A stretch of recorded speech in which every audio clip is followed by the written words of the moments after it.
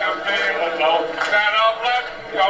Just remember that, whoops, there goes another rubber tree. Whoops, there goes another rubber tree. Whoops, there goes another rubber tree plant. Oh, yeah, it's the Matt Kwazaborski Show calling you live and direct from a drying out Washington, D.C. Back with the great Jonathan Mathers, who took a week off last week, and I sort of had a schedule with traveling. And started to kick this podcast off with Harry Callis singing his favorite song called High Hopes. Ironically, that was in the 2008 NLDS rally. That was the first round of the playoffs for the Phillies that year. And ironically, it was also very coincidental that Harry Callis called that World Series on the radio, and then he died in the booth in Washington, D.C. on opening day, and I was going to that game, John. I took the day off because the Phillies were playing opening day. I get off the Metro. There's some weird buzz going around with all the Philly fans, and the word was that Harry Callis had dropped dead in the broadcast booth and didn't even get a chance to call opening day that day. Oh, my God. I didn't even know that. Yep, so he got to call the World Series in 2008 because I think in 1980, the Phillies broadcast team was not on the radio. I think it was both the television and radio were national back then. So here's a guy who's a legend to us. He was the voice of our generation growing up listening to the Phillies and a couple other generations. And all he had to do was call one game for the Phillies to win the World Series, and God said, you know what, that's it. It's amazing. We really are blessed in the Philly sports universe with our commentators. You know, Harry Callis, we've had Merrill Reese. Gene Hart. Talk about Tom McGinnis for Sixers. Like, just great voices in Philly sports. Yeah, we have been blessed. Really, really amazing. We have been blessed. Like I said, it's the Matt Kwazaborski Show. Calling again, having a great John Mathers. I want to kick off, as I always do, to thank Al Gore for inventing the internet, Spreaker platform to have this podcast, and also the loyal listeners out there, and getting a few downloads a little bit more each week. And I think my goal, John, with you and me going forward is just get a little consistency. And I have a feeling like if we skip, like, it's one reason why I did it solo. I didn't want to miss that week because sometimes, as you know, you can get lazy and drop off. It's just like working out. You know what I mean? I know. I mean, look at me. So how's it going on in your world, New Jersey, with the weather? Listen, man, like Noah's Ark just left. We wished him well, but no, it's drying out here. Got a little construction in the neighborhood, a lot of jackhammers going on, so that's been a little bit of a doozy. But listen, man, when Philly sports is looking as good as it is, it's never a bad day. It really isn't. Agreed. As bad as work could be, or life, or whatever, like, you got Philly sports, man. Everyone's looking good. Yeah, it makes us a little nervous. We get a little nervous when things are going a little bit too good right now. But as usual, one of the reasons that we started off with the High Hopes instead of the Eagles fight song, which we've done for the first 3 podcasts, was that Red October is here. The Phillies playoff drought is over. It has been 11 years. It's going to be 11 years to the day from their last playoff game to the first playoff game. I don't know if you were aware of that. I did not know that. So they were eliminated by the St. Louis Cardinals, who, by the way, had Pujols, who had Adam Wainwright, who had Yadier Molina. The season ended in a very awful way on the 7th of October, 2011, and Game 1 will be this Friday, October 7th, 2022. It's just weird, because that Cardinals team back in 2011 sort of ended that great run of the Phillies with Jimmy Rollins and Chase Utley. Roy Halladay pitched that was the last great game that he ever pitched in the major league because his shoulder kind of threw out. We lost 1-0. Raul Ibanez should have hit a 3-run home run in that game, and it tracked it down from the wind, just knocked it down.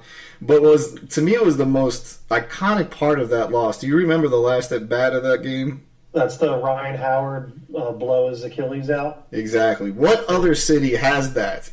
Not only did we get upset by an upstart St. Louis team with the best Phillies regular season team that I had ever seen, we lose our slugger to not only just striking out, but then blowing his Achilles out. Like, where does that happen?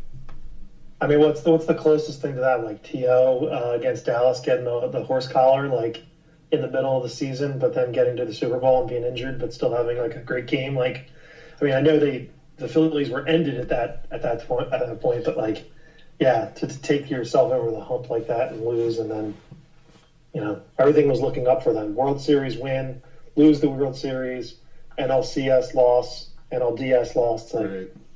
it was there. Nice run. Yeah, absolutely, absolutely. And then we sort of went through the period of the last, I'd say, 11 years with no playoffs, and it has been an awful, awful period of Phillies baseball. You're a huge Sixers fan, as am I, but you're more of a Sixers fan.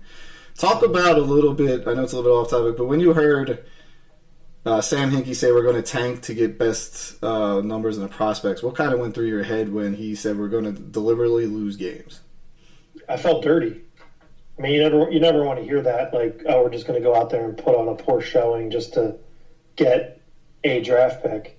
And it's not like at that time, like, there was a LeBron James coming out where, like, you could tank for that, next sort of guy, big guy with LeBron, Jordan, etc. Mm-hmm. So yeah, it felt dirty. It felt really. I never liked it. Just because of that fact, that's probably why I had a little bit of bias against a lot of the guys that they picked at that time. But when you look back and you read about what Sam Hinkie was doing and where they are now because of him, you kind of understand a little bit better. But it doesn't make it feel any better, if that makes any sense. It just feels like I didn't really. Do we get this like the right way? Like, we didn't cultivate a lot of young talent. We've kind of like run out of the guys that we had here. The Michael Carter Williams of the world, the Nerlens Noel. Now, granted, they're not like superstar players today, but to get where we are today with Joel Embiid and James Harden, and young guy like Tyrese Maxey. I mean, it's exciting, but yeah, to your question, it doesn't feel great. Right. It doesn't feel great. And my theory was that while the Sixers announced they were going to tank, the Phillies tanked without announcing it. Because after sort of the 2011, you started to see what normal teams do in any sports, but especially baseball. They start trading their older players. I thought they held on to them a little bit too long there in 2012 and 13. But then it was just miserable here from 2013 all the way till about 2020, and the Phillies, Ruben Amaro Jr. stepped aside as general manager and took a first base coaching job with the Red Sox, which I thought was awesome, by the way. Charlie Manuel, the beloved manager, is replaced by his supposedly up-and-coming manager of Ryan Sandberg, who retires in mid-season and just quits on the team. And still don't understand what happened there. But the players they were just running out there were absolute dreck. But the idea was to get high draft picks. And the Phillies had hired this analytical guy from the Anaheim Angels at the time, and Matt Klintak was brought in to be the general manager, and Andy McPhail took over as team president. McPhail's nickname was McPhail because he failed a lot more than he succeeded. He built the 1987 Minnesota Twins and that Twins team and did nothing since and just rode that all the way through and collected millions off of teams. He was in charge of the Cubs but didn't do anything. But my point being is that the Phillies tanked. And Klintak, if you look at some of their draft picks, they had the number 1 overall draft pick 2016. They take Mickey Moniak. The next year at number 8 overall, they get Adam Hazley. The guys that I remember reading a scouting report in 2018, just like top 10 Phillies prospects and what they project in the major leagues. And the top 10 prospects, like, first of all, Mickey Moniak, the number 1 overall pick, wasn't there because he was stinking in the minors. And all their prospects were no better than utility players, like projection utility player in the major league. And they were top prospects. And that tank really did not go over well at all. And it just looked like it was going to be miserable here for a long, long time. We did draft. We'd have to give Ruben and Matt Klintak credit for drafting Aaron Nola, but he was sort of a given, number 7 overall in that draft. And then Alec Boehm, who's finally put it together this year in the major. Still a young guy, still has a future with the team. But that was it. When you look around the Phillies lineup, and Rhys Hoskins is there. You have Rhys Hoskins. Segura was a trade from Seattle. At shortstop, we had Didi for a while, and now we sort of have a rotating mix. Bryson Stott's in there. He's a homegrown guy. Alec Boehm at third base, homegrown. JT in a trade. Schwarber signs as a free agent. Brad Marsh, center fielder, signed as a free agent. You look at Bryce Harper or Nick Castellanos, both free agents signings. Rotation, Zach Wheeler, free agent signing. Nola, homegrown. Okay, Zach Eflin was traded for Jimmy Rollins. little bit of a homegrown guy. I'm not going to go through the bullpen and all that, but none of these guys are really homegrown. But for them to get to the playoffs, so they've had to go that trade free agency route. And I really give a lot of credit to Dave Dombrowski, who's now the president of the Phillies baseball operations. He's come in and he has a winning pedigree. It was the same idea as hiring Pat Gillick when he came in and took that Phillies team from 05, 06 to the World Series 2 years in a row. And Dombrowski, they got lucky. I don't know if you know what Dombrowski was doing before they hired him. You mentioned he was with the Red Sox. Yeah, so he was responsible for building the Tigers with Scherzer and Verlander and trading for Miguel Cabrera. He built the Red Sox teams. But he was spearheading a Nashville expansion team. And that project got put on hold. And that's how the Phillies got him. John Middleton went out and got him and brought him in.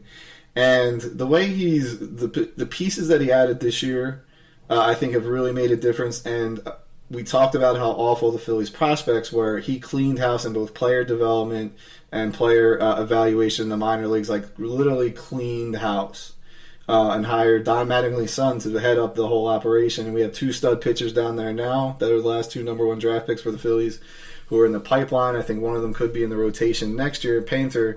But he made some moves during the season that has, I think, catapulted him. The first big one was firing Joe Girardi.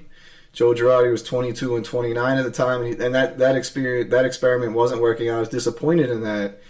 But to speak to that was saying that Joe Girardi just seemed really disconnected with the players. They were playing very uptight. They were playing a very, very uptight brand of baseball. They just not look like they were having fun. I know you had watched some games this year a little bit more in the past. I mean, you have any thoughts about what I'm saying there? I mean, the one thing I kind of think about, though, like when you fire a manager so early like they did, it kind of wakes everyone up, including the players. So when I think about it, listen, I'll be the first to admit that I was wrong when I said that the season was over, because the season isn't over. They're in the playoffs. Generally I get the feeling when you fire a manager that early, you are kind of like mailing it in for the season. But I mean, hats off to the team, hats off to the coaches, hats off to Rob Thompson as well. But I think when you fire a manager like that, like I said, it wakes the players up. And listen, I mean, some guys could just mail it in. Others could, like, what do they have to lose? And they probably play a little looser. I don't know that for a fact, but that's what I would assume. And then you get hit with a few injury bugs that certainly don't help the situation throughout the season. But being able to scrap back and to sort of get back into the hunt is admirable. Joe Girardi, I liked from the beginning. I think that coming from the Yankees, a World Series winner, personalities sometimes don't work, right? People talk about Doc Rivers and how bad of a coach they think he is, but winning kind of solves everything and kind of sort of makes all the bad feelings go away. So, like Al Davis says, just win, baby. Right. The one thing I do wanted to ask you though, because you when you start talking about the tanking and the Phillies and so on and so forth, I feel like, at least from my opinion on this, and I'd like to get your opinion, in the NBA, drafting the LeBron James that's available is a game changer for your organization. Very rarely do I know of a player in the MLB draft that like someone or some team is tanking to get. The last person that I remember who was huge was Bryce Harper. He was that young phenom that the Nationals were going to get. I think before that, I think it was Steven Strasburg too. Exactly. Right? Yep. So like those 2 guys are the ones that come to mind. But like guys like Pujols and guys like Judge and Miggy and now I'm going to go back and like the Buster Posies. These really, even like Verlander, like pitching.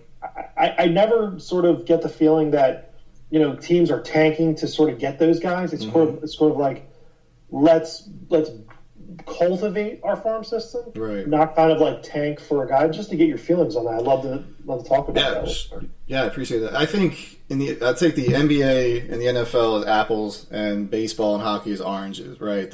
First of all, in the NBA, there's only 2 rounds of the draft, and the star players, and now it's getting to the point where I don't know anyone past number 10 usually anymore, like I used to, right?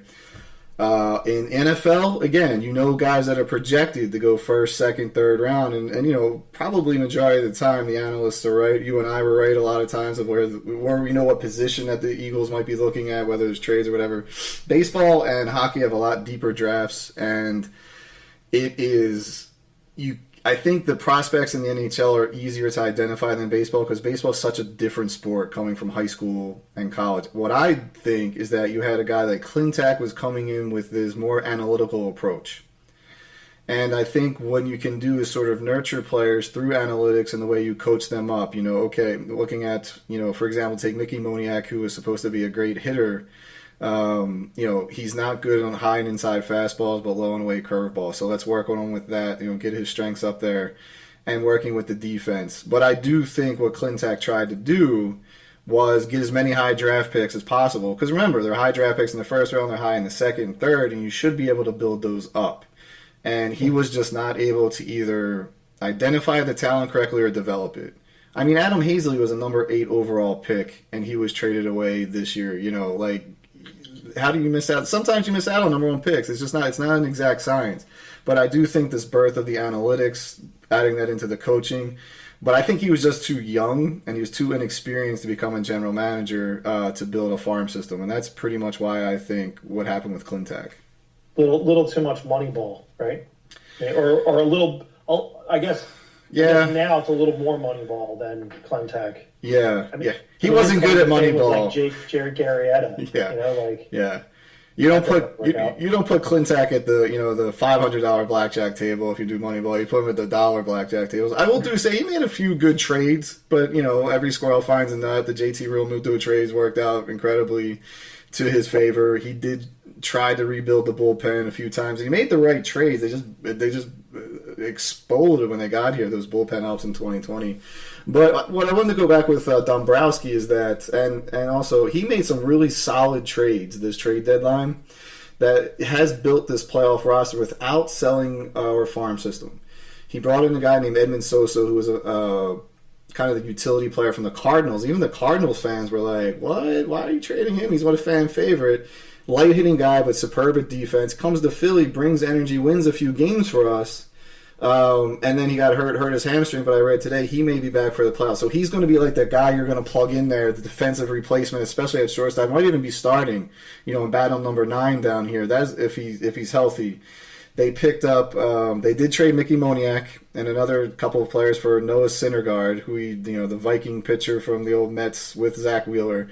He was brought in to be a spot starter here and there. I'm not sure he even makes the playoff roster, but he did what he was supposed to do for what he did. And then another trade with the Angels, actually a separate trade, we traded our number 1 overall prospect, Logan O'Hoppe, who was a catcher, blocked by JT Realmuto because Realmuto was had a really good year for Brad Marsh. And no, I didn't know who Brad Marsh was. And Brad Marsh is a great defensive center fielder, solves that problem out there defensively. He had a couple miscues in Chicago. Not a huge hitter, but had some big hits. And then they bring back Dave Robertson, another veteran middle reliever sort of guy who could set up down the stretch. He's been he's sort of the end of the line, so I don't think you pitch him 2 days in a row unless you have to. So they've kind of rested him down the way, and he kind of owes the Phillies some money back. Should be giving money back. But I want to go back into the player development under Klintak. Last year, the Phillies needed another starter, and they needed bullpen help. The bullpen help was awful last year. The bullpen blew 34 saves, which I think is a Major League Baseball record. Spend the money on pitching. You and I had this conversation, not going that route. But at the same time, 34 saves that's historical. When I see stats skewed like that, it's like half of them they'll save. So I'll give them 17, and let's see. And they would have won the division by 11 games if they don't only blow 17 saves last year. But so the Braves went out last year at the trade deadline and rebuilt their outfielder from injuries, and it led them to the World Series. Those guys were like one contract. They weren't. And it's like, wow, why can the Phillies do that? The Phillies traded their number 1 prospect and a couple other guys named Spencer Howard. I don't know if you remember that name. He was like a 5-pitch pitcher. He was a really good. He seemed like the next rotation guy. Put him out there, Wheeler, Norris, Anderson, or Howard. Sorry, he couldn't get past the 3rd inning. He was just fatigued, and we're like, what is going on with this guy?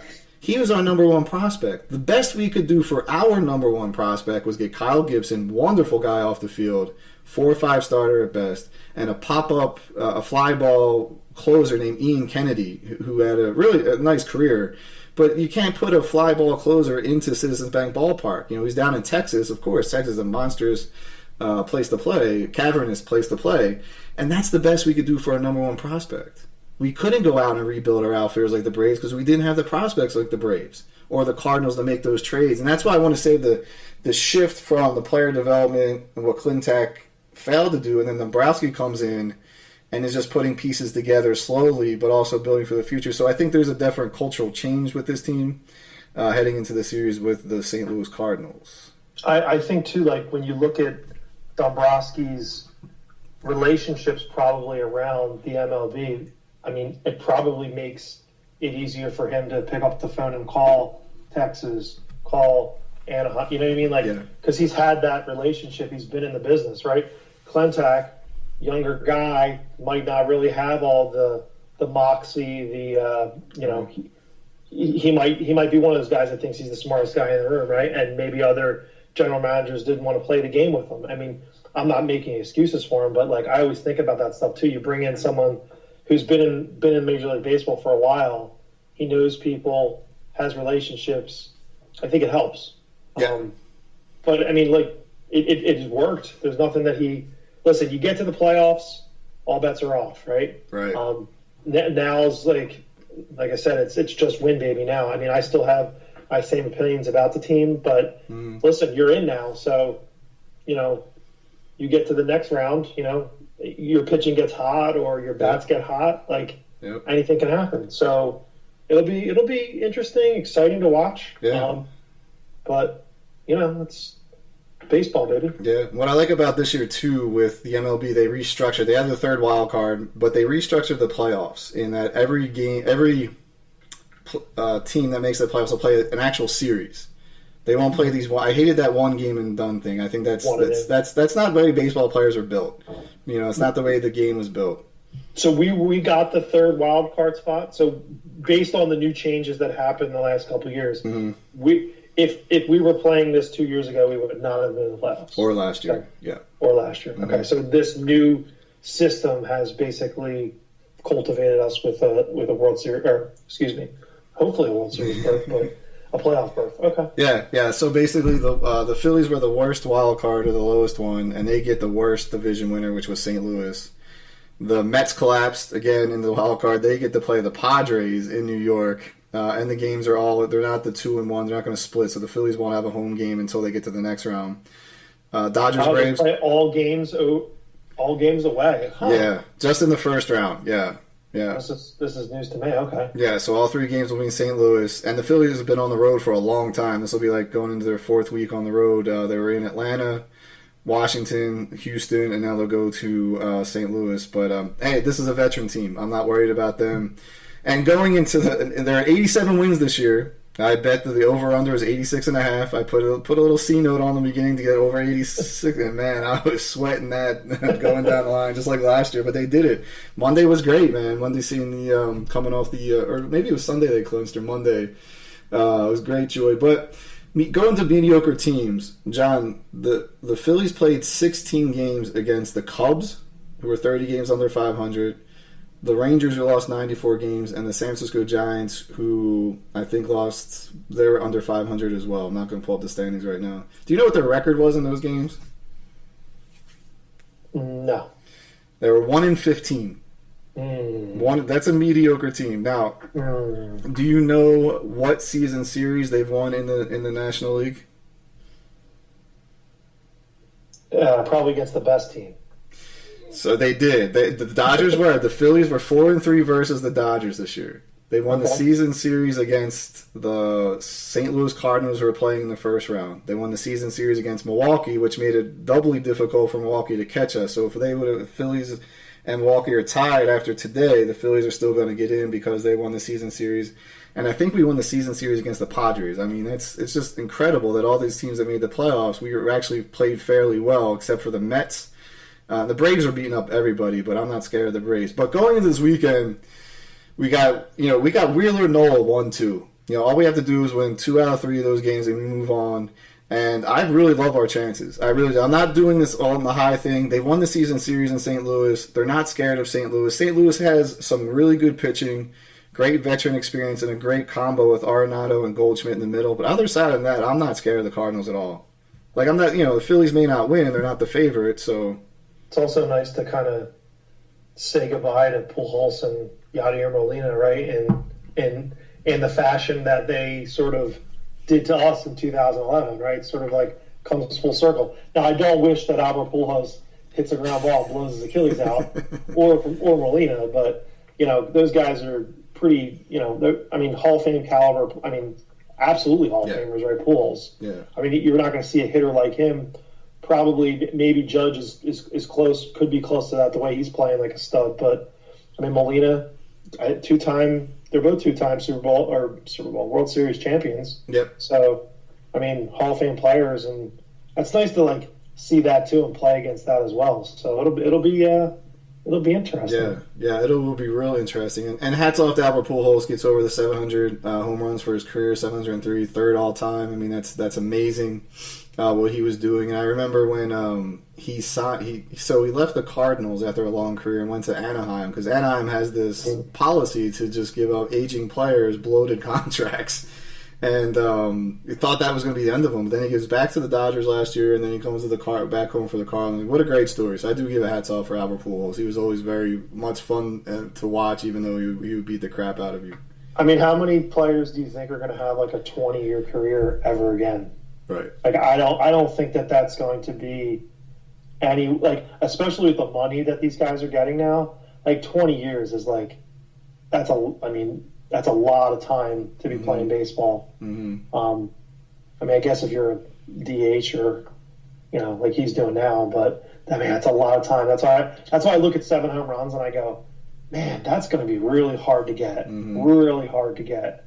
If you were Aaron Judge, you could average that every year, 62 home runs. But man, that's, like I said, he's one hell of a baseball player. Yeah. Albert Pujols. He doesn't get enough respect, in my opinion. Yeah.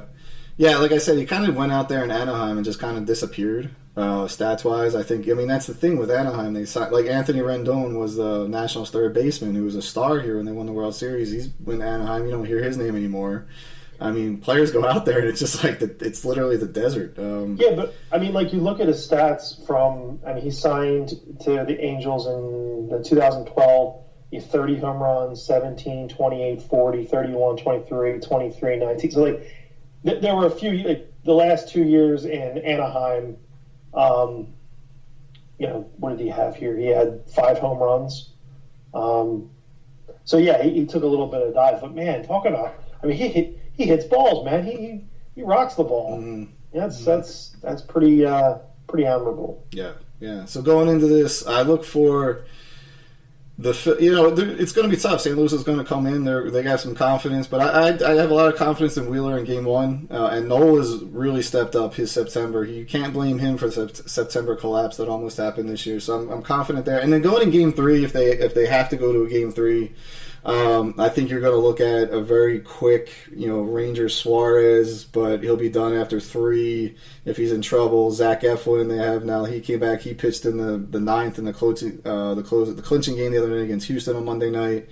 They got these. They're going to get these guys in, and they're just going to hopefully get their bats or get off the schneid a little bit because they've been very cold in the month of September. But I think they're just pressing a lot, and my one concern is my guy Bryce. I'm hoping that broken thumb. He hasn't looked really good since he came back, and we hope that Hoskins can heat up again because he has the potential to carry the team. You hope Castellanos gives you something, and you hope JT continues his wonderful season. He was a little cold as well. They all were, but going to JT Real Muto, he's the second catcher in Major League Baseball history to have over 20 home runs and at least 20 stolen bases. And only Ivan Rodriguez did it back in 1993 where he swiped 35 bases, but he was caught 20 times. And JT was not caught stealing this year. And he really stepped up and put this team on his shoulder offensively. His I don't know if you know what a pop rate is, but it's so if a runner's stealing to second, it's how quick he gets out of the glove into second base.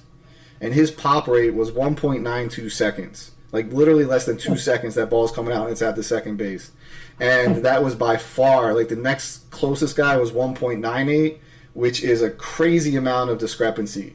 Because all the other ones were kind of bunched together, 198, 992, 201, but he was all the way up here. He really reclaimed his status as best catcher in baseball, so we really like to see that. Anyway, any final thoughts on the Phils before we jump over the Birds? I mean, just win, right? I mean, that's really what you got to do. Do what you've been doing to win games now and see what you get. I mean, you're playing with house money, in my opinion. Mm-hmm. Like, whatever you do now, like, that's great. That's all, good stuff, Try not to hurt yourself. You don't want any Ryan Howards, right? You don't want to screw up next year. Yeah. But at the same token, like, it's the playoffs. So just go out there and play baseball and win, and everything takes care of itself. Red October, baby. Red October is back. And congrats for them to get off the schneid. And also congrats to the Seattle Mariners. They were the other team that had not made the playoffs since 2003. So it was the Phillies and the Mariners. And it's just hard to believe that teams like the Pirates, the Reds, the Diamondbacks, the Rockies, they have all made the playoffs since the Phillies. And when you look at the way those teams are against Nationals, the Marlins, I mean, it's kind of crazy to think the Phillies waited this long. But anyway, we're back. I think we're going to be staying power as long as we stay injury-free. The team's going to get a little older. But I think if we stay injury-free, we're going to be competitive for a little while. As I do trust in Dombrowski and what they're going to do with the managerial position. So, yeah. No, I'm just saying, who do you think, who's the team to beat in the National League?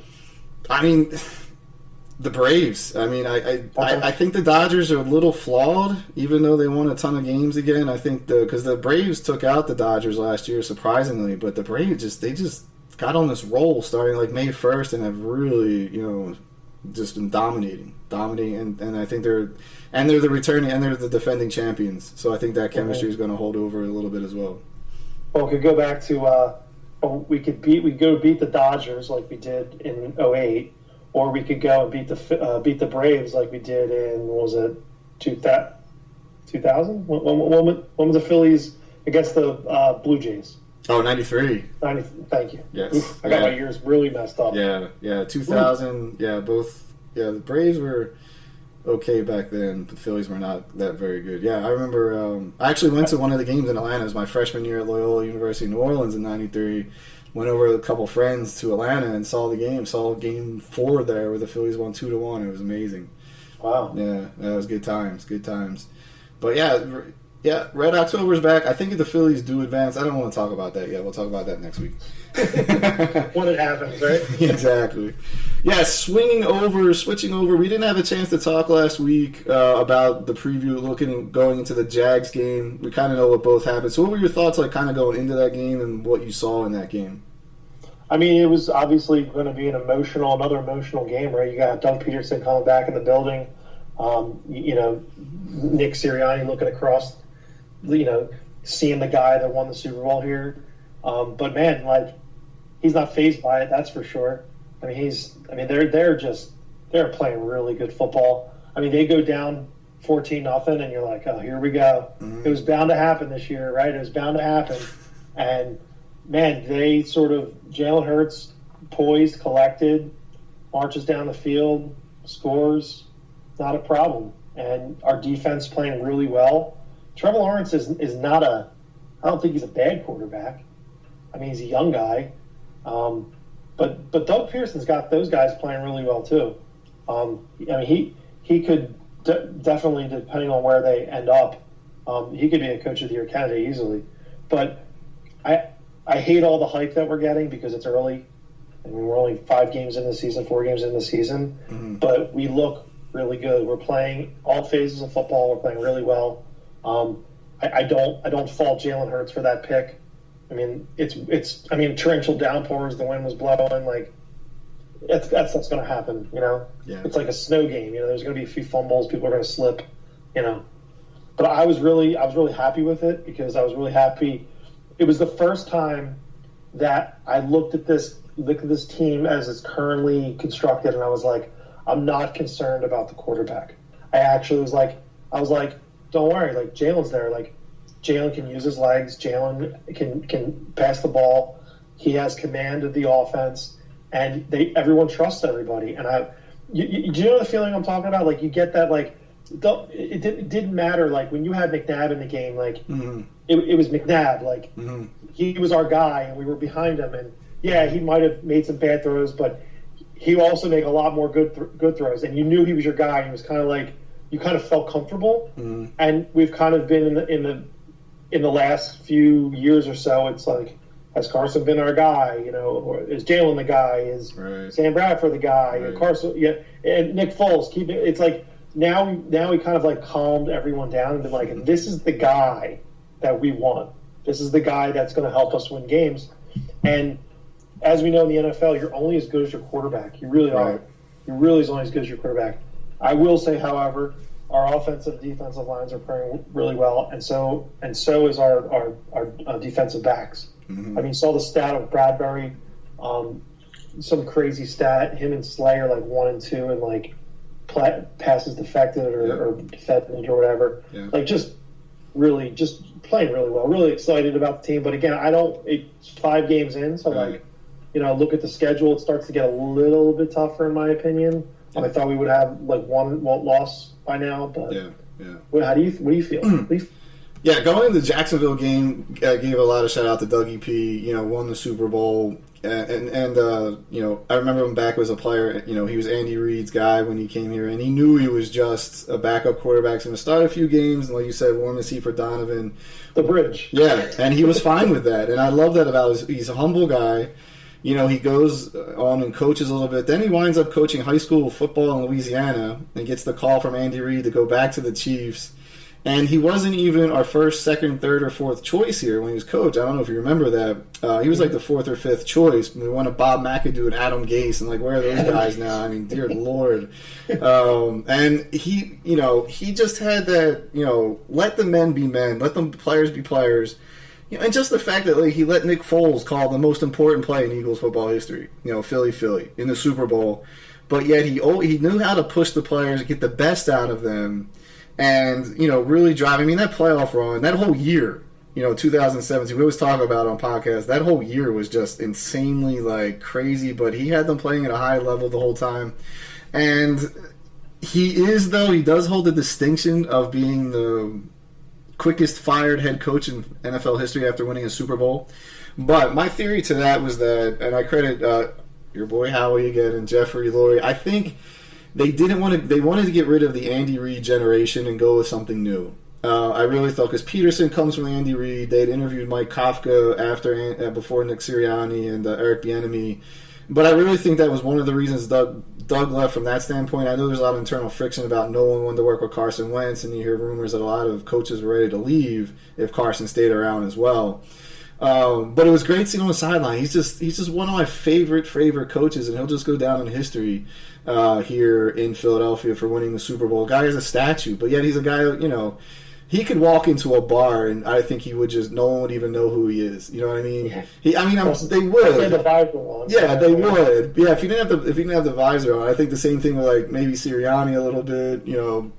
But he feels like a guy you just pass on the streets of South Philly, you know what I mean? Yeah. You just what's up? Yeah. What's up, bro? Yeah, exactly. Yeah, he's getting off the same bus stop as you. Little do you know, he's the head coach of the Eagles, and you're going to the Navy Yard to go to work. Did you see him with that Mike Quick jersey? He literally looked like a guy just tailgating, at the podium. It was great. Yeah. And then we knew Doug was going to have that team playing. Like you said, they jumped out to a 14-0 lead, and they come off a huge win the week before they smacked the Chargers around, and the Chargers got some serious questions. That wasn't their offense is banged up in LA, but that defense they're the ones that gave up the 38 points at home to Jacksonville. But I just had the feeling that Jacksonville's just not there yet. They're a little too inexperienced and they're not deep enough. And then you see the Eagles just, they settled down. They did not panic. That has a lot to do with Jalen Hurts. You look at this defensive leaders, they did not panic, coming into after that, the 14-0 lead, obviously 7 points onto the offense. The pass rush was relentless again. We got another player of the week. Hassan Reddick, defensive player of the week. First player in NFL history or in the last million years who had 2 sacks, 2 forced fumbles, and 2 fumble recoveries. I mean, the week before, Brandon Graham Week before that was it was Jalen Hurts at the offensive player of the week, but the week before that was Zach McPherson, special teams player of the week. Jalen NFC offensive player of the month. But the defense has given up only one touchdown since Detroit in each game. One touchdown to Minnesota, one garbage touchdown to Washington, and then one early touchdown, and that was it. And Jacksonville just couldn't take care of the ball in the rain. The defense was flying around. Loved Miles Sanders' game. Congrats to Miles Sanders. Finally having that one game where, like, man, we need to see this from him, and he really stepped up there. Kudos be to on the lookout for Trey Sermon a little bit more as well. Yeah. It looks like he might be he could be our J.J. Yeah. Could be our Jordan Howard. Yeah, Jordan Howard. Yeah, I agree. We do need that because Sanders isn't the bell cow. But yeah, I think that was great to see. I mean, yeah, man, this team is just clicking. I don't think we've ever seen an Eagles. Even under Andy Reid, they struggled out of the gate. Then they turned it on November, December, and I think that there's a little bit. But the Eagles also last year turned it on late. They turned it on after that Vegas game in October. So and they've won their last. What is Jalen Hurts 7-0 in his last regular season starts as the Eagles quarterback? He hasn't lost since. It's a weird feeling, isn't it? Like you said, like how hot they've started. We're not used to this. Yeah. I mean, it feels good. Don't get me wrong. Like now I know what it feels like to be the the 2000 era Patriots. You know what I mean? Like I'm not saying we're winning 6 rings, but just that constant like, oh, we got the first 4 games, no problem. No big deal. And that's a good feeling to have. And credit to the front office, credit to the players on this team. Like they've looking back after last season and going, man, what are we going to do with the Brandon Grahams, the Fletcher Coxes? We have a lot of holes to fill in the secondary. We have, who's our other corner? What are we doing at safety? Look at all those positions, and then go out and get AJ Brown. Like you step back and you look at all the moves that were done. You're like, wow. Like on paper, this looked like a really good team, and then you're like, okay, this isn't just on paper now. This is like you said, you got Reddick playing really well. You saw a little bit more Jordan Davis up in there making plays, and so on and so forth. So the only thing right now that's really kind of a question mark is that left tackle position. Mailata, MRI, but again, you look at depth and you go, Suapeta comes in there and plays a really good game. Driscoll, yeah.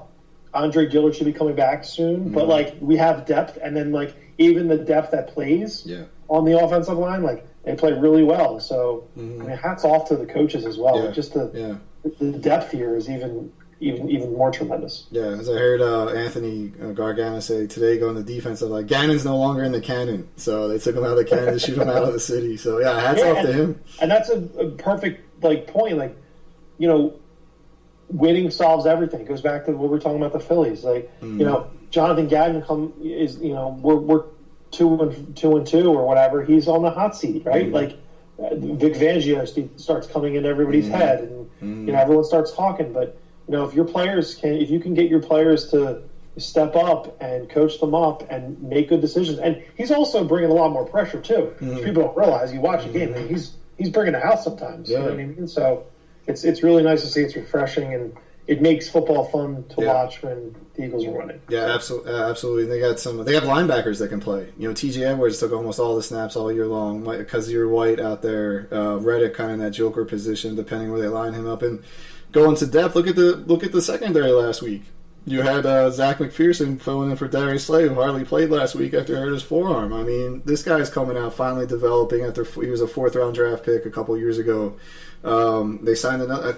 There's another cornerback that also made a play. Bradbury's just been a stud, and it's going to force them to make several very tough decisions down the line, because now you're starting to hear the rumbles of that Jalen extension. Sure, and why wouldn't you? The way he's playing right now, right? It's amazing that you just brought this up. I just received a text message from a friend. It was a Twitter post. Jalen Hurts in the media today, right? This is him, and I quote, "I didn't get any questions about the Cardinals for real. This is a really good football team. Good defense, disruptive front, great speed on the back end. Let's not set that precedent for that. This is a good football team." I mean, that's the type of stuff that this guy is saying. You hear him in the huddle, the Eagles do the videos and they set him up the things that he's saying and the way he's acting and the kind of, he doesn't get too high, doesn't get too low. He's kind of like always the same. Like you always want that guy to be like, grab a face mask, be like, let's go. He's like Brady. calm and collected, and like that's a great characteristic to have as a franchise quarterback. And you're right, like, part of me is kind of like, oh man, is he a $500 million quarterback? But listen, like I said, winning, man, just win, just win. I mean, he's got to listen. I'm not going to sit here and say those two words, but I mean, he plays really well. I mean, he can pull a like an Aaron Judge or Joe Flacco, where you kind of like betting on yourself and then show me the money, and or Freddie Freeman, right? Pay me, and you kind of play if you're that. If you feel that strongly personally that you could go out there and get the job done and then not worry about the contract and worry about all the BS that goes along with it, hats off to him. And I mean, the kid playing at big schools in college and then being drafted in the second round, he's got a chip on his shoulder. Yeah. I mean, look what happened to him in Alabama. Right. Like, and then he goes to Oklahoma and plays as well as he did. And, I mean, I'm glad that he's our quarterback. Let's put it that way. And I think it goes to say, too, John, we mentioned before, this is his first time in years, I guess, going back to high school, where he's had the same offense for 2 consecutive years in a row. And that plays a huge role in his development. As well going there, it says a lot about him that he's able to get into that same offense. And I think we have the pieces, how he went out and got A.J. Brown. Because last week, a little bit off topic, last week there was franchise altering, but trades or free agents that you remember that sort of propelled this franchise to the next level. And I named a couple of them last week. Now, for example, drafting Donovan McNabb is franchise altering, right? But the trade for T.O., in my mind, was franchise, pushed it further that way. I said the signing of John Runyon. He came out. He signed with the Eagles when they were direct. They're at the vet. He just came from a Super Bowl team in Tennessee. What are some other players that you can think of? I know it's kind of off the top of your head. I do have a couple more. I mean, Kelsey. Not drafted. Sorry. Not just traded for or signed. Oh, traded for or signed. Yeah. I'm sorry. Yeah. Ooh. So I did Runyon. After Runyon, I'd say T.O. Traded for or signed. Jason Peters. Jason Peters was another pick of mine. Yep. Those Andy Reid eras, we didn't have a lot of. Kirsten wasn't really off. He wasn't pushed forward. He was injured a little bit too much, but he was on that same day we traded for T.O. I also went Malcolm Jenkins. Very good one. Yes. Yeah, he came from New Orleans. The Saints didn't want him anymore. They wanted Darius Byrd, who just blew his knee out from Buffalo. But long story short, there, like, he solidified that defense in the secondary. We were struggling without that leader of Dawkins. And then after that, of course, I know you're going to say Nick Foles. When we went back and re-signed Nick Foles, even though we drafted him, we technically did re-sign Nick. Yeah. Yeah, but I mean, you look at that and you go, okay, well, everyone says the yin and the yang, right? Yeah. Without Carson, you don't get Nick. Without Nick, you don't have Carson, right? Yeah. So yeah, and I think this A.J. Brown trade is pushing this franchise. Like, I mean, he's a freak out. Like, he's not a DK Metcalf freak of nature, but he's pretty built, strong. But he's strong, he's fast, and he really solidifies the offensive game plan. Very hard to tackle in open field or even not in open field. He's kind of like that. He's almost like a tight end. When the body that he has and the strength that he has. But yeah, I mean, he's he's been as advertised. I didn't really, when we first traded for him, I was like, all right, okay, we got our number one receiver, but it didn't have that T.O. No. He didn't have T.O. was also a future Hall of Famer at that time. Right, but what I'm trying to say is he didn't have that sort of the resume of other people. You know what I mean? Yeah. Like you compare to like Malcolm, right? Malcolm had already won a Super Bowl with the Saints, so like you knew what you were sort of getting. A.J. Brown was like, they drafted him like 3 years ago, and now what, right? Yeah. So that's and then you look at him and you go, okay, great, and then you still have Devontae Smith from last year, who basically is like a vacuum cleaner out there when the ball gets near him. Yeah. He's sucking. And then I think people don't talk about Dallas Goedert a lot, but Dallas Opens up the Goedert game. a really good tight end too. He doesn't get a lot of love because he's probably in there blocking a lot more than people see. Yeah. But man, he's a target out there, and it's always him getting that 12-yard pass wide open and Right. running for 8 or 9 yards. Yeah. We always used to make fun of Zach Ertz, ironically, because we're playing him this week. But no yak to Dak. Yeah. There's Dallas Goedert, who's the opposite. He gets a ton of yak. You know what I mean? He's flipping around guys, hurdling them. Yeah. You know? Yeah, he's a lot of fun to watch, Dallas Goedert, and I think he's another one. We're just waiting for that one big breakout game, but I think he's up until last week because he didn't have too many yards. He was leading the league in yards by tight ends or something like that. But then 2 tight ends went off. The Detroit tight end went off last week. Hawkinson, who's awesome. Yeah, I just think A.J. Brown, because it moves Devontae. You got to pay attention to Devontae. It takes pressure off of him. You have A.J. Brown. It opens up under the field for Quez Watkins. They're going to hit him deep. Look for him deep at least 2 times a game. Dallas Goedert, the screen. I mean, he just really, I think, brings that same element that T.O. did. Because you didn't have to worry about, T.O. He was going to make the catches. He was going to go out and block. Because T.O. was also a fantastic blocker. He took a lot of pride in it. He just wasn't a one-trick pony out there. And talking about franchise pushing to the next level, I think this A.J. Brown might go down in history as that. We'll see. Time will tell, but I think it has that potential. A hot take right there. Yeah, well, time will tell, but I think it's got that franchise next level push there. They're going through. Any areas to improve that you saw from the game, Jacksonville in that sloppy, rainy game? Or areas that kind of concern you? I mean, you mentioned the Mailata injury. Yeah, obviously, when injuries on the offensive line are always a concern. I'm trying to think anything that stood out. I mean, it's tough when you're 4-0, to really Right. sort of pinpoint something. I think the one thing that I like seeing this week was scoring in the second half. Yes. That was something that okay, let's we got the points back now. We're Right. tied. Now we have to win. Right, Keep right. scoring Right. points. You know what I mean? There really hasn't been a ton of penalties, really, knock on wood, that we're sort of dealing with. And then defensively, I mean, that obviously is one of the things that is still in the back of my mind, because I'm waiting for that game where we're just giving up 3rd and 8s constantly, like we were the last couple of years. Detroit. But I mean, there's been a lot of like I said, our DBs have been playing really well. And even CJ Gardner Johnson, he seems like he's fitting in there really well. He sort of brings that swagger to the team, which I like as well. And then we talked about Reddick as well. He kind of he had a breakout game this year. This week. You just kind of want to keep on keeping on, right? Yep. You don't want to go silent and have 5 games where no one hears from you. You want consistency and be the player that he is. And I think that's also partly because Gannon's not dropping him back as coverage as much. Right. He's kind of go get the ball. Right. Go give me the ball. Go give me the ball. And Right. he loves that. So. Yeah, absolutely. And by the way, the number 1 offense in the league in the NFL, do you know who that is? Philadelphia Eagles. Detroit Lions. So remember everyone's calling for Gannon's head after that Detroit Lions game. They have the number 1 offense in the NFL right now. But they're 1 and 3. Yeah, well, right? they probably have the Together. 32nd worst defense, and they're ranked defense too. I don't know, but just really bringing it together.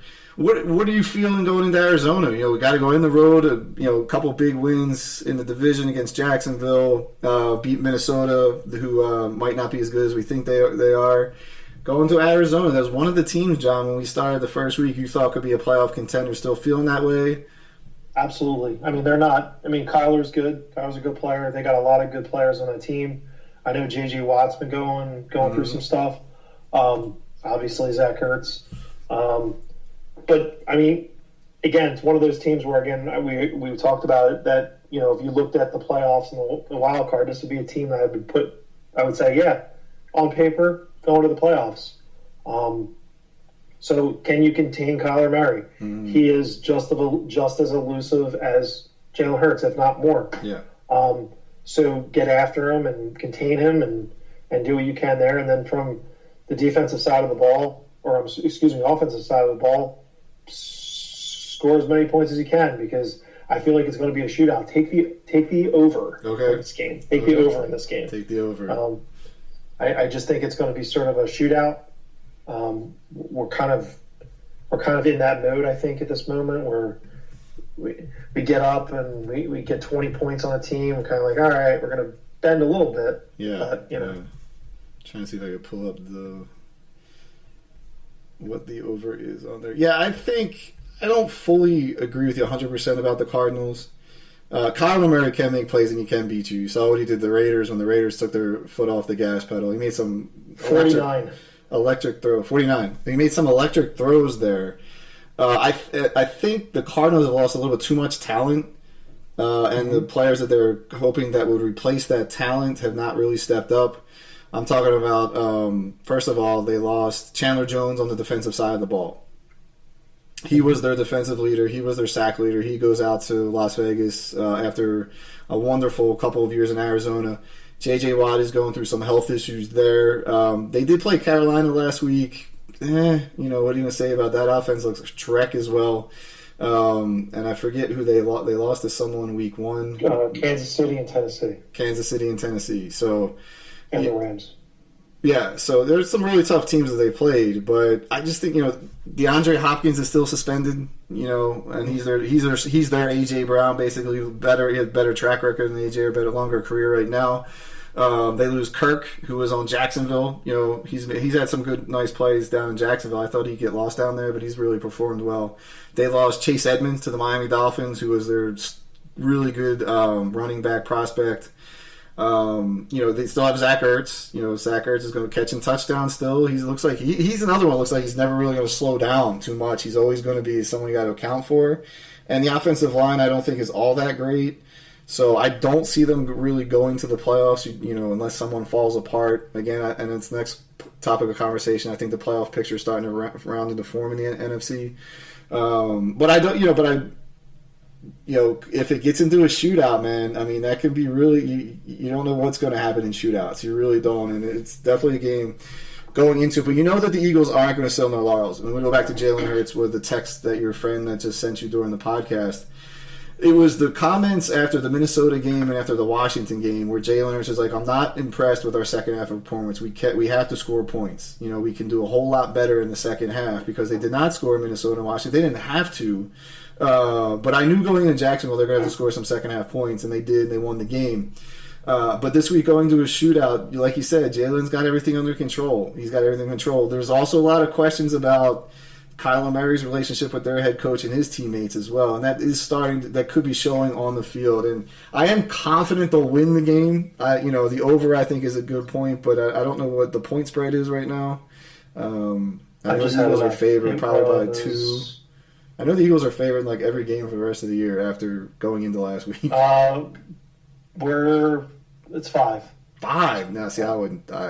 See, on the road and the one afternoon. thing that I didn't bring up that I am worried about is our kicker. We'd be remiss to not bring up Dicker, the kicker, the kid from Texas, Cameron Dicker. They just signed him to their practice squad. True story, folks. There is a kicker named Dicker. He played football at Texas. Okay. I don't know much about him. It's eerily similar to the 2017 year when we lost our kicker in the preseason, and we had to go out and sign Jake Elliott. Right. Remember that? Yeah, that's right. But I mean, it looks like Jake Elliott might not play, but he might be able to play past that. But I mean, when you talk about these close games, right, and playing good teams, it could simply come down to a 40-yard field goal. Right. And I don't know anything about this guy. I'd be nervous, But hey, listen, he's on the team, so I don't know much about him. I'd love to do a little bit more. He was a 4-year kicker. It says he has the right for kickoffs and field goals of 50-yard plus. Okay. But he needs to kick with more consistent accuracy to stand out. So it's a red flag. Yeah. He can tackle when needed. Interesting. This is the scouting report via NFL.com. Versatility improves his chances of making a roster. That's a day 3 pick. So it looks like he will be our kicker on Sunday. Yeah. And hats off to Jake Elliott, too. He got hurt in the Jacksonville game in the rain. He roughed. Tried to kick a field. He got roughed or a penalty, and then came back. They got the first down, but then they needed him to kick the field goal, and he did it. And that's hats off to him and his toughness as well. Jake Elliott, and he had a fantastic year last year. So you're looking. So how are you feeling win wise, loss wise? Overall, this whole season? Right now for Arizona. You confident? I'm sorry. Are you asking if I think they're going to be good this season? No. Their win-loss? What do you think the Eagles are going to do this Sunday against Arizona? I hate to bet against the 4-0 team, but are you gonna lose one eventually? I mean, this would be the one that right now I'd be like, okay, this could be a loss. I'm never gonna say they're gonna lose. Right. No, I know. But this is one of those games where I look at like Tennessee a couple years ago. I'm like, oh man, you could have won that game. But yeah. But yeah, I mean, to a lot of your points, that team is a little bit decimated from the defensive side of the ball. But you talk about Kyler and the relationship with Kingsbury, and people talked about like if they don't do well, he's gone. Mm-hmm. So that's kind of like that's in the back of my head. Like, okay, if they came out last year they came out. I think they were 4 or 5-0, and then they stunk. Yep. I think someone brought that up on the radio this week while I was listening to it, and I was like, that's a great point. Like you can just because you go 4-0 doesn't mean you don't not go 12 and 0 and 12 or whatever 0 and 13. Right. I'd say an Eagles win. Yeah. Comes down to a field goal though. Yeah, I'm not taking that 5-point favorite. There's no way I would touch that. But like you said, the over, maybe the over and Cardinals with the points if you're going to do it. I'm not sure. Yeah, I just contain Kyler Murray. I think that's the big thing, and keep getting pressure on there, and then we just have to block well. And I think the running game, the way to keep Kyler Murray off the field is the running game. I think the Eagles are looking for Sanders to come back off that wonderful game he had this week. Trey Sermon, I think, will play a big role. Gainwell, a couple screens out of the backfield, a couple of your favorite wide receiver bubble screens. So, yeah, I am confident in that game. Going there, looking for the Eagles. I'm going to go 38-30. I'll probably go 41-38 Eagles. Maybe a little bit less than that. Maybe 35. See, I'm going to say the same with the 5 point, but I'm thinking like 35-30. That would be a push, technically. So, yeah, so looking around the league, what is starting to, and this will be probably the last topic we got for tonight. Looking around the league, what's kind of standing out of it after 4 weeks? More concentrated, maybe a little bit more on the NFC. I mean, the NFC, I think I've said this before, I still feel it. I mean, it's wide open. There's not a team that I kind of look at or watch and say, man, that's the team to beat. Tampa Bay, obviously, with what Tom Brady's going through. I mean, you can't really just discount them. No. Green Bay, Aaron Rodgers and Aaron Rodgers, we're going to get a chance to go against him, so we'll see. Those are the two teams that come to mind.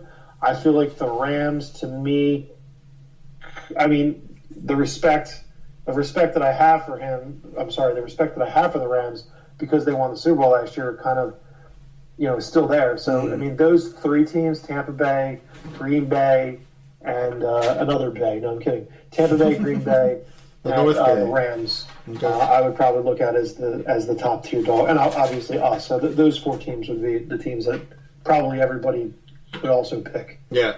I think with the NFC, a couple of things that stand out to me is the 49ers and the Cowboys.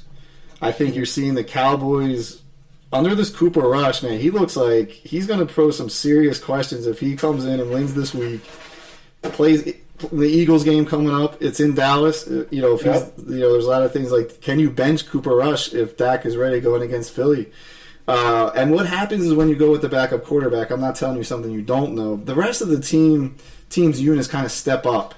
The defense tightens up a little bit. They rely a little bit more on the two-headed running game. They're looking for ways to get CeeDee Lamb open. Michael Gallup came back. And their defense, which I thought may have lost, they lost Gregory out there on the defensive end side. And you never know with Dexter Lawrence. But Parsons is, man, he's going to be terrible to watch. Horrifying to watch against us for the next 10 years, I feel like.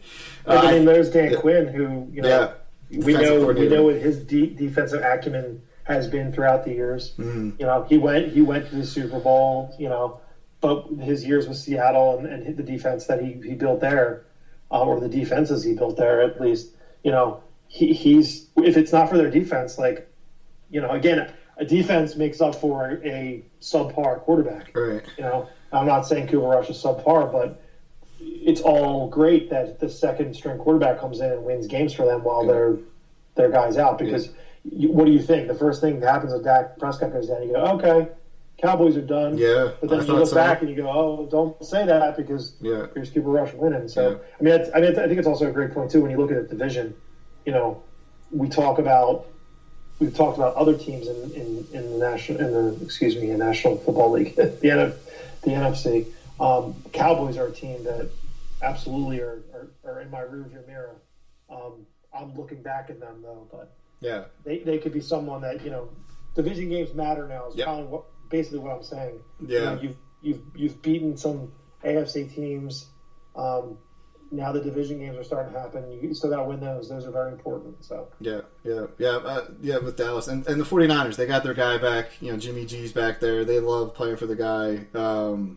He's a winner. He goes and he wins. I mean, I still think what he did in Green Bay last year, they didn't score a ton of points, but he won that game very efficiently. Jaworski's heart, man.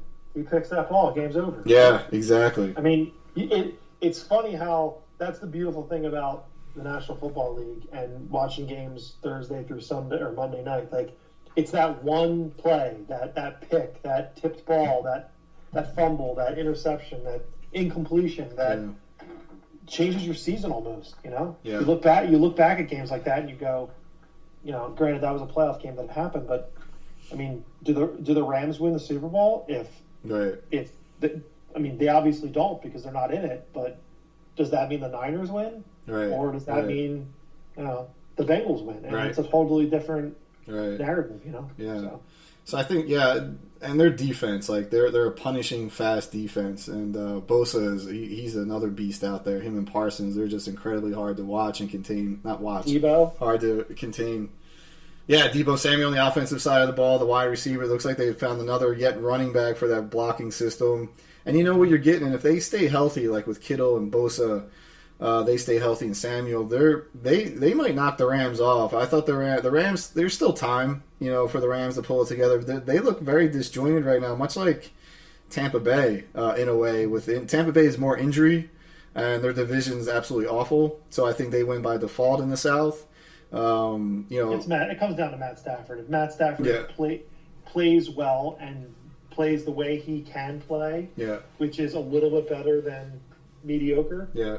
I mean, they're in the conversation. And then you add in like guys like Aaron Donald. Like Aaron Donald's a guy who's like, I'm retiring, and you're like, no, maybe I'm not retiring. It's like, well, you kind of know where his head's at, but he's not a guy you can just like forget about. He's a beast. Oh yeah. So, absolutely. And I mean, they signed guys like they got Bobby Wagner. Mm-hmm. I mean, of course they lost Von Miller, and we haven't even talked about the Bills on the AFC side, but like the AFC, I think.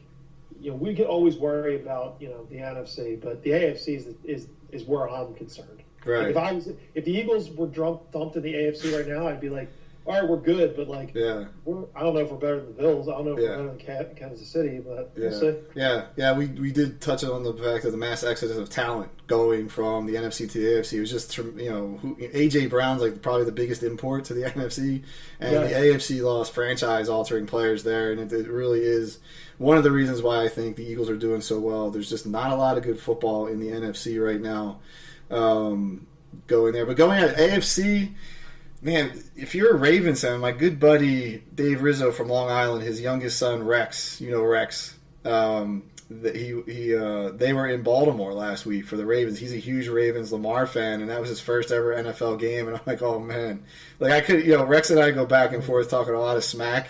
But I was texting. I was like, "Man, I felt bad for you, man. That's a horrible way to go to your first game. The Ravens up 20-3 on their home field, and that's another huge loss for the Ravens."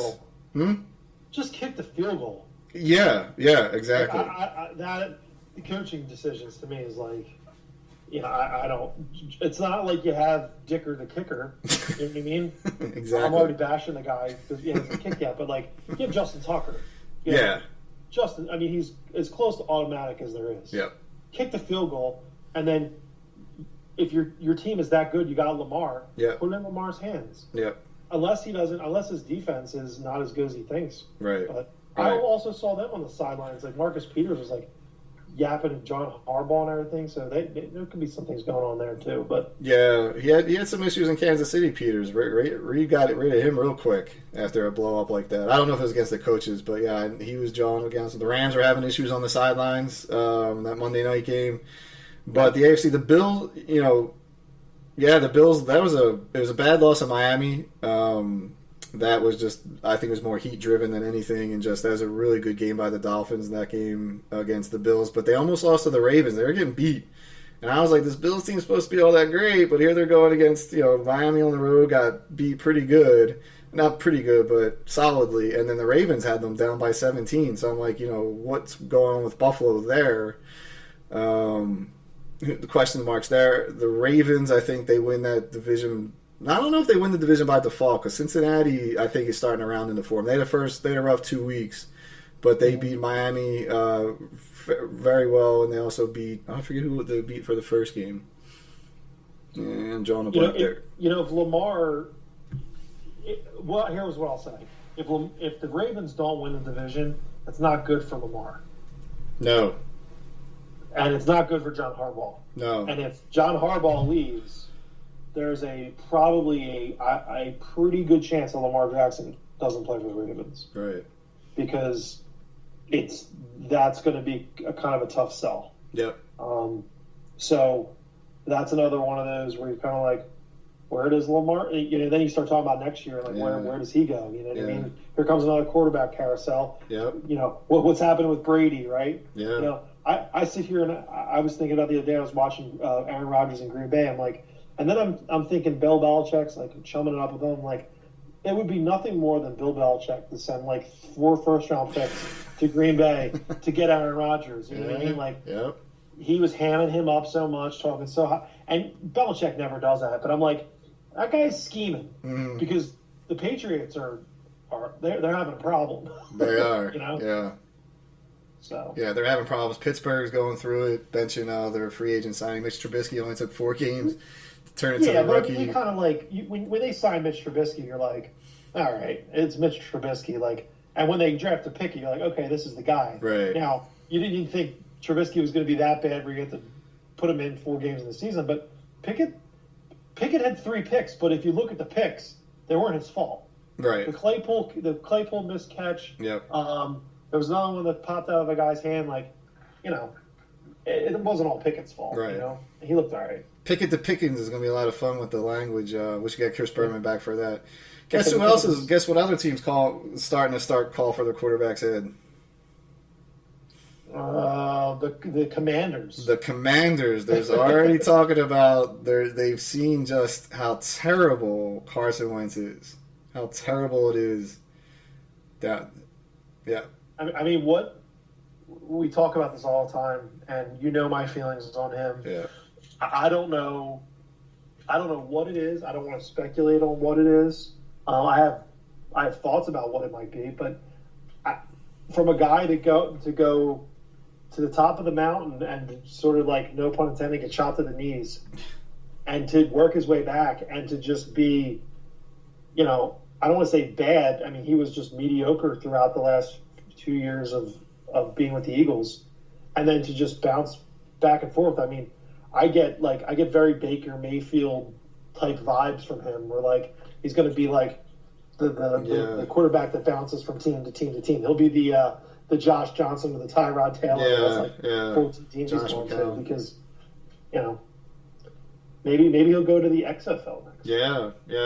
The one reporter's like, all right, we're not going to get this 3rd round pick back. We can eat the dead money. Let's just get rid of him now. I mean, it is amazing.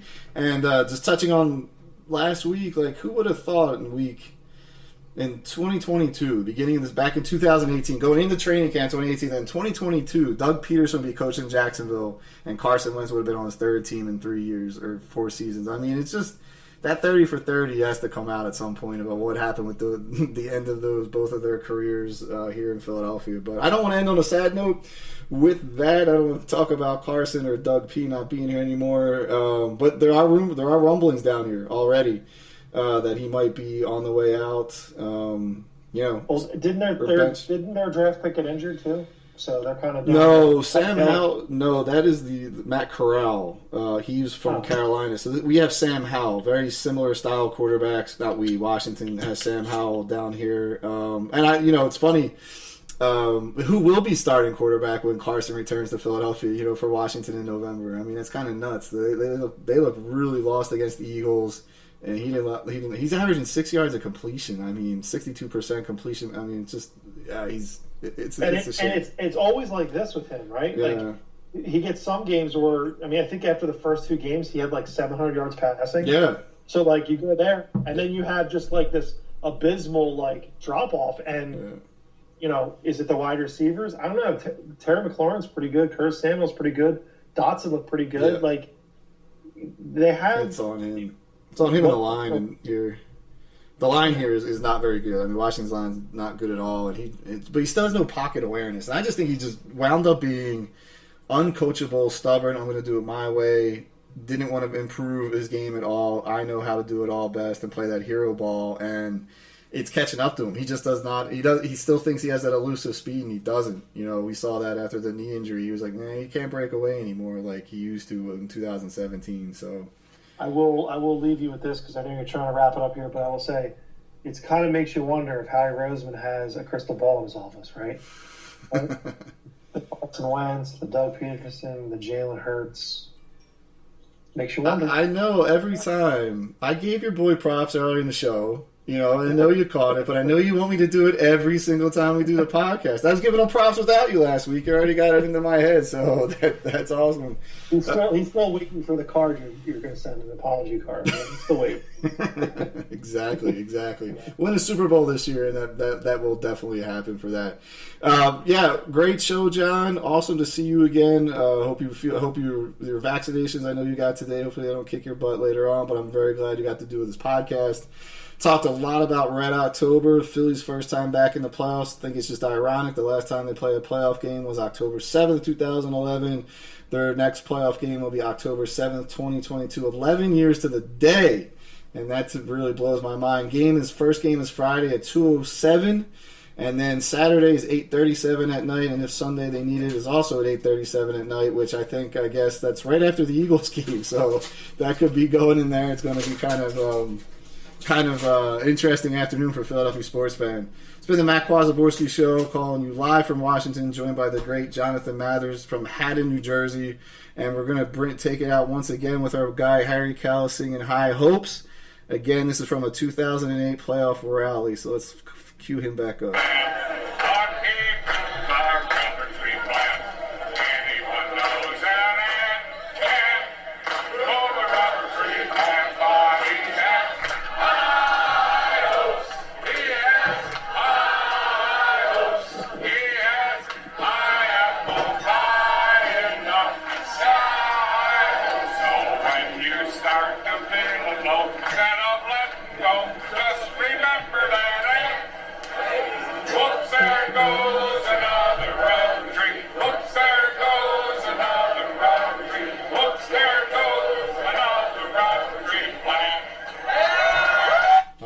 Thanks everybody out there for listening to the loyal listeners of the wonderful John Mathers and for the legendary Harry Callis singing his favorite song High Hopes before the Eagles playoff game in the Matt Kwazaborski Show. Remember to inspire the inspiration. Do not wait for the inspiration to inspire you. Have a great week, everybody. Go Phils, go Birds.